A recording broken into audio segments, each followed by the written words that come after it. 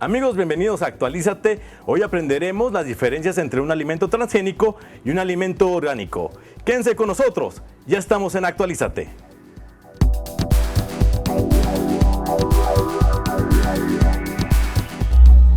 De acuerdo a la Zagarpa, el cultivo de orgánicos en México registró un crecimiento acelerado. En un periodo de 12 años pasó de 21.265 hectáreas en 1996 a 351.904 hectáreas en el 2012.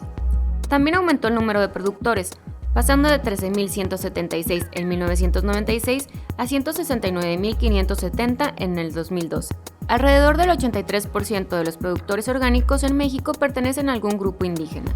En México, los principales estados productores de alimentos orgánicos son Chiapas, Oaxaca, México, Chihuahua y Guerrero, que concentran el 82.8% de la superficie orgánica total.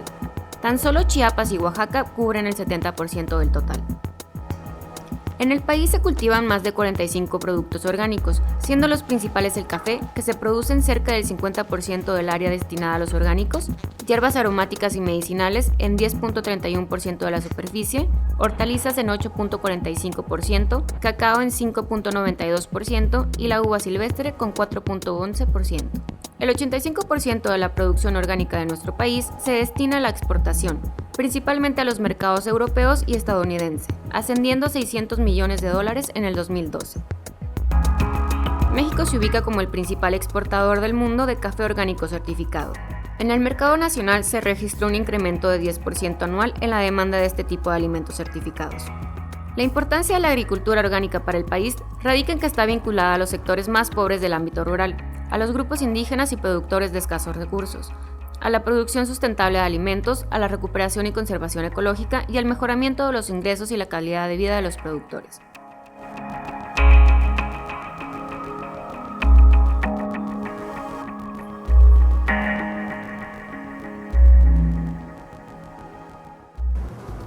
Amigos, pues nos encontramos en Actualízate una vez más. Gracias por estar con nosotros y ahora nos encontramos en el Laboratorio de Ciencia de los Alimentos y nos acompaña el doctor José Alberto López, quien es maestro investigador. Y doctor, pues vamos a estar hablando de un tema hasta cierto punto polémico a nivel mundial definitivamente, porque se ha causado revuelo pues, entre organizaciones, en fin. Pero vamos a estar hablando de lo que es el tema de los alimentos transgénicos. Y pues por eso le agradecemos que nos comparta su tiempo y su espacio para platicar de este tema. Ok, muchas gracias. Buenos días y gracias por la visita que nos hacen a este laboratorio. Bien, pues empecemos hablando de los alimentos transgénicos. Yo creo que sería importante primero definir qué lo son. En realidad el alimento es la parte del organismo que nosotros consumimos, que nosotros comemos, ¿verdad? En sí el organismo que lo produce es el transgénico. Hay que diferenciar entre organismos transgénicos y genéticamente modificados. A veces lo usamos como sinónimos. Existe una pequeña diferencia. Un transgénico es aquel organismo al cual se le ha insertado un gen que proviene de otra especie, de una especie distinta a él. Por el contrario, un alimento o un organismo genéticamente modificado es aquel que ha sufrido alguna alteración en su DNA. Esto establece algunas diferencias importantes. Primero, porque aquel genéticamente modificado que se le ha escindido algún gen en su DNA sigue siendo el mismo organismo con alguna alteración. No nos va a causar daño o sigue siendo el mismo que existía antes. No pierde. Puede perder alguna propiedad, puede tener alguna modificación, pero no tiene algo extraño. ¿Ok? Por el contrario, el organismo transgénico se le ha insertado un gen de otra especie y entonces sí cambia. Expresa alguna otra proteína que tiene algún efecto, se manifiesta de alguna manera en el organismo y entonces sí cambia.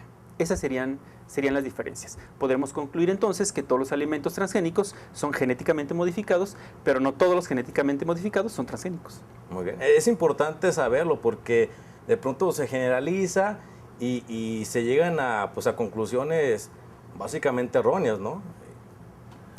Así es. En el caso de los alimentos es muy importante recalcar que la producción de alimentos transgénicos en sus orígenes tuvo unos efectos bastante positivos, o nació por razones positivas, con intenciones buenas.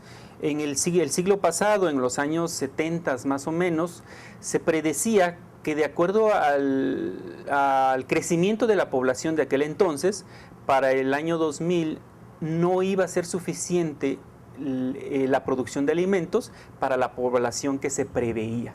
Sin embargo, sucedieron dos fenómenos. Uno, por aquellas campañas intensivas que se hicieron sobre planificación familiar.